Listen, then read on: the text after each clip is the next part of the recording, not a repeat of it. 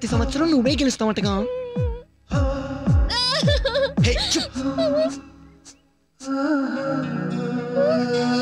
ఎవరు గెలిచారో? మన బాలే గెలుచుంటుంది.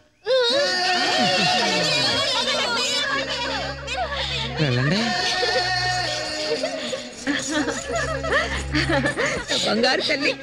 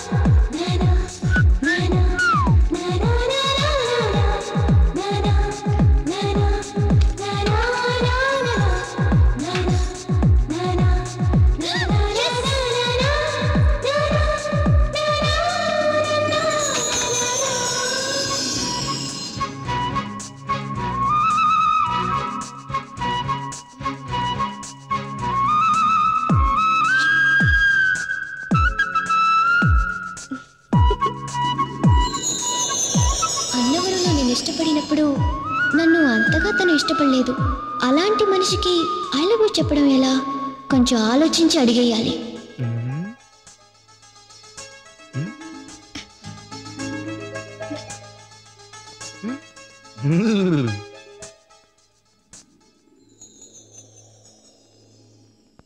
ఎక్కడికి రా మామ్స్?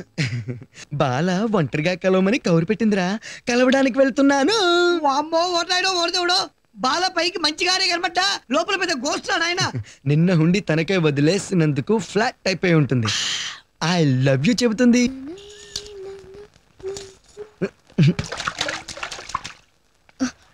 ఓసే పిలిపించి తీర మాట్లాడకపోతే వెళ్ళిపోతాడేమో. ఏవండి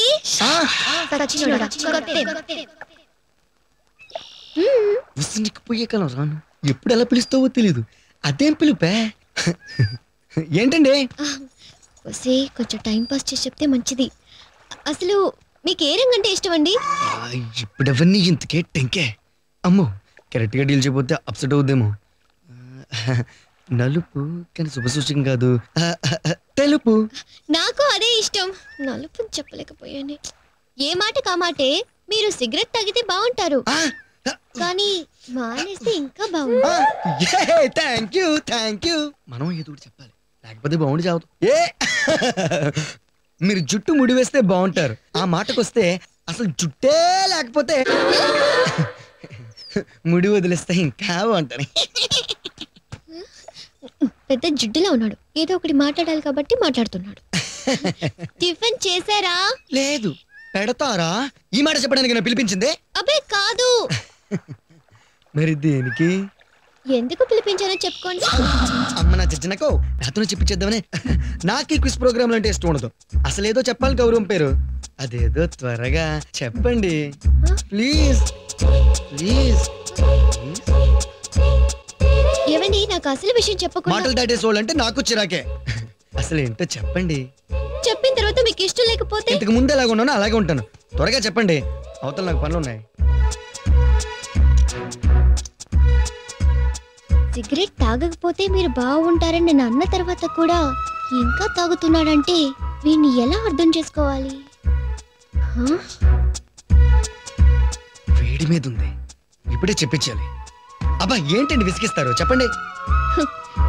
ఈ దిక్కుమాలినోడికి కోపం ఎక్కువైనట్లుంది. ఈసారికి చెప్పకుండా దాటేస్తేనే బెటర్. ఏవండి మీరే అన్నారుగా ఎప్పుడు గిల్లి కజ్జలైనా సరదాగా కలిసిమెలిసి ఉండొచ్చు కదా అని. మనిద్దరు కొట్టుకోవడాలు మాని ఫ్రెండ్స్ లా ఉందామా? మంచి కరోడలా ఉంది. ఇది చెప్పడానిక బొంగులో ఎంత బిల్డప్ ఎందుకుండకూడదండి. నేను కూడా అదే అనుకుంటున్నాను. మంచి ఫ్రెండ్స్ లా ఉంది.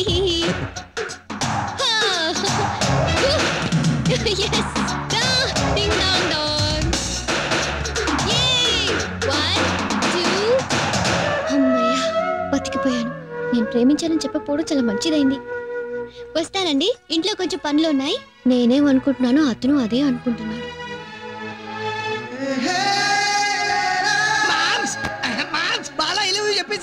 లేదురా, ఈ రోజు నుంచి మంచి ఫ్రెండ్స్ లో ఉందామని చెప్పి వెళ్ళింది. లవర్స్ అయిదామనుకుని వచ్చి ఫ్రెండ్స్ అయిపోయారనమాట. ఈ ఆడాలంతా ఇంతే మామ్స్. ఫస్ట్ స్టాండ్ బైగా ఒకరిని ఫ్రెండ్ గా పెట్టుకుంటారు. మనకంటే బెటర్ వాడు దొరకనే వాడేమో లవర్ అయిపోతాడు, మనమేమో బ్రదర్స్ అయిపోతాం. ఈ అవతారం ఏంట్రా? ఆ ముగ్గురు డబ్బులకు ఎందుకు పెళ్లి కాలేదో తెలుసుకునేసరికి నా అవతారం ఇలా అయిపోయింది మామ్స్. మామ్స్ ఇంకో అంబర్ ఫిట్టింగ్. ఆ ముగ్గురు అన్నదమ్ములకు పెళ్లి జరగాలంటే ముందు బాలకు పెళ్లి జరగాలంట. నువ్వు విన్నది నిజమేనయ్యా. ఈ ఊళ్ళో చెల్లెళ్ళు పెళ్లి కాకుండా అన్నయ్యలు ఎవ్వరూ పెళ్లిళ్ళు చేసుకోకూడదు. ఎందుకని? బాల చిన్నప్పుడే ఒకసారి పంచాయతీలో బలరామయ్య గారే అలా తీర్పిచ్చారు. ఒక రోజు పంచాయతీకి ఒక విచిత్రమైన సమస్య వచ్చింది. జోగులు అనే ఒక అతనికి చాలా వయసు తేడాతో ఒక చెల్లెలు ఉండేది. జోగులు నాన్న చనిపోతూ మేజరైన జోగులు పేరు మీద ఆస్తినంతా రాసిపోయాడు. జోగులు పెళ్లి చేసుకున్నాక తన చెల్లెలు వయసుకి దగ్గరగా ఒక కొడుకు పుట్టాడు. జోగులు భార్య గయ్యాలి. పండగొచ్చినా పబ్బం వచ్చినా ముందు వాళ్ళ అబ్బాయికి పెట్టి చివరాఖరిని ఏమైనా మిగిలితే జోగులు చెల్లెలికి పెట్టేది. ఈ జోగులు భార్య ఈ అమ్మాయి పుష్పవతి అయినా చాప మీద కూర్చోబెట్టి కనీసం చేయవలసిన సాంప్రదాయం చేయకుండా ఆరళ్ళు పెడుతుంటే పక్కింట్లో ఉండి చూడలేక ఈ పిల్ల వద్దంటున్నా మీతో చెప్పుకోవటానికి రావాల్సి వచ్చింది బాబు గారు. ఈ ఊళ్ళో ఈ రోజు నుంచి ఇంట్లో ఉన్న ఆడపిల్లకి పెళ్లి చేయకుండా ఏ అన్నదమ్ములు పెళ్లి చేసుకోవడానికి వీల్లేదు. దీన్ని కాదని అన్నదమ్ములు ఎవరైనా పెళ్లి చేసుకున్నా, ఏ విధమైన సంబంధం పెట్టుకున్నా వాళ్ళని జీవితాంతం మన గ్రామం నుంచి బహిష్కరించడం జరుగుతుంది. బలరాం నాయుడు గారికి, బలరాం నాయుడు గారికి, బలరాం నాయుడు గారికి. బలరాం నాయుడు గారు, ఇతరులకు చెప్పడం కాదు, మీకు ఒక అమ్మాయి ఉంది కదా, ఆ అమ్మాయికి పెళ్లి చేయకుండా మీ ముగ్గురు కొడుకులకు పెళ్లి చేయరా? చెయ్యను. ఒకరి చేత వేలెత్తి చూపించుకునే పరిస్థితి మా వంశానికి ఎప్పుడూ లేదు, రాదు. ఆ రోజు అలా తండ్రి మాటకు విలువిచ్చి ఈ రోజు వరకు పెళ్లిళ్ళు చేసుకోకుండా ఉన్నారయ్యా ముగ్గురన్నదమ్ములు. అందుకే ఈ ఊరి ఆడవాళ్ళందరికీ వాళ్ళంటే గౌరవం, అభిమానమును. ఇప్పటిదాకా నేను చెప్పింది కోడేకంతా, చెప్పాల్సింది పుంజంతుంది. పందానికి వెళ్ళొచ్చి చెప్తా.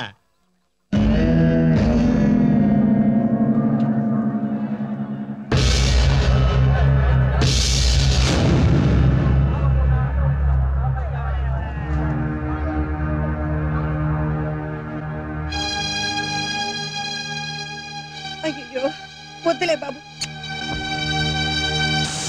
తరతరాలుగా మీరు గెలవడం, మేము ఓడిపోవడం.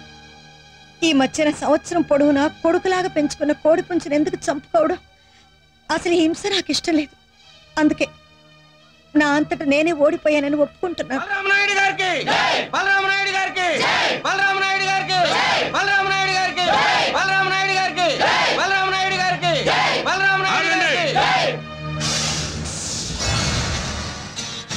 ఎప్పుడు మీ ఊరాళ్ళను ఓడించి సంకల కొట్టుకోవడం కాదు.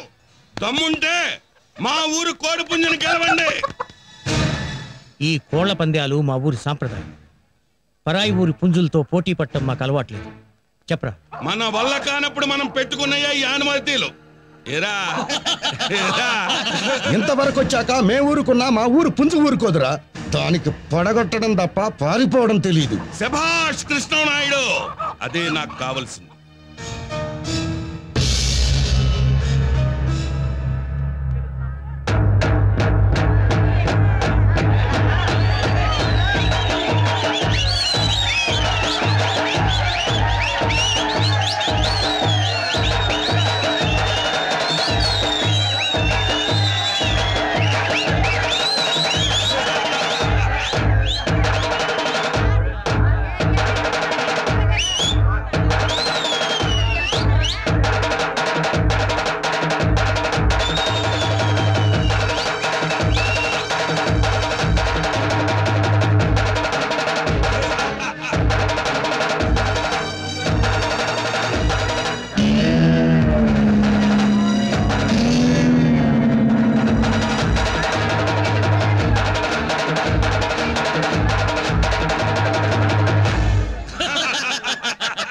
మనం గెలిచాం.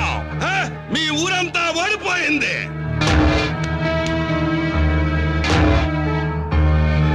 మన ఊరు కట్టుబాటు ప్రకారం ఓడిపోయిన వాళ్ళు ఏం చేయాలరా? ఏం చేయాలరా? బలరామనాయుడు రా, నా కాలు కింద నుంచి దూరెళ్ళి నీ కోడి పుంజును తెచ్చుకో రా.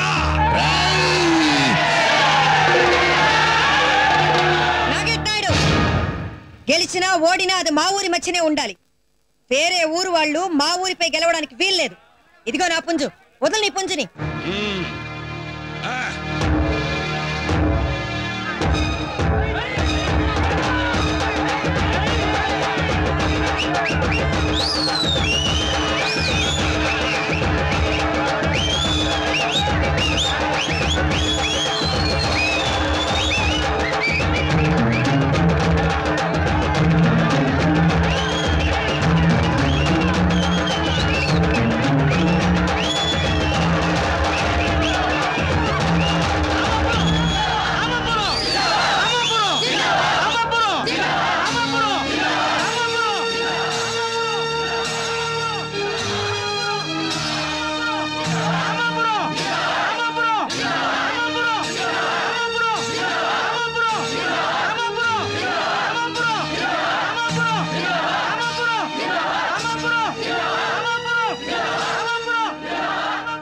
మన మధ్య ఉన్న పగలు పంతాలు మర్చిపోయి మన ఊరు పరువు కాపాడు. నీకు కృతజ్ఞతలు ఎలా చెప్పాలి? బలరామయ్య గారు, అచ్చమాంబ గారు ఎప్పుడూ మీతో కలిసిపోవాలనే అనుకున్నారు. అందుకే వారు అన్నదమ్ములు ఇద్దరు వద్దన్నా మీ అమ్మాయి సంబంధం కోసం ప్రయత్నించారు. కానీ మీరే కాదన్నారు. ఇప్పటికే మన మధ్య జరుగుతున్న కొట్లాటల్లో చాలా ప్రాణాలు పోయాయి. అసలు మా పెళ్లితోనే కలిసిపోవాలనుకున్నాం, కుదరలేదు.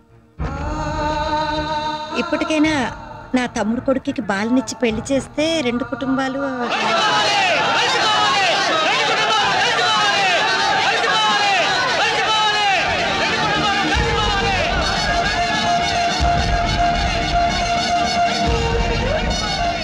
నా మనసులో ఎవరు లేరు నాన్నగారు. మీ అందరికీ నచ్చితే నాకు నచ్చినట్టే. సరే, ఒకసారి మాట ఇచ్చి తప్పారు, మళ్ళీ తప్పరుగా. ఆనాటి పరిస్థితులు వేరు, ఈనాటి పరిస్థితులు వేరు. అచ్చమ్మ, ఊరి ప్రజల శ్రేయస్సు కోసం మీ సంబంధం కలుపుకుంటున్నానని అందరి ముందు మాటిస్తున్నాను.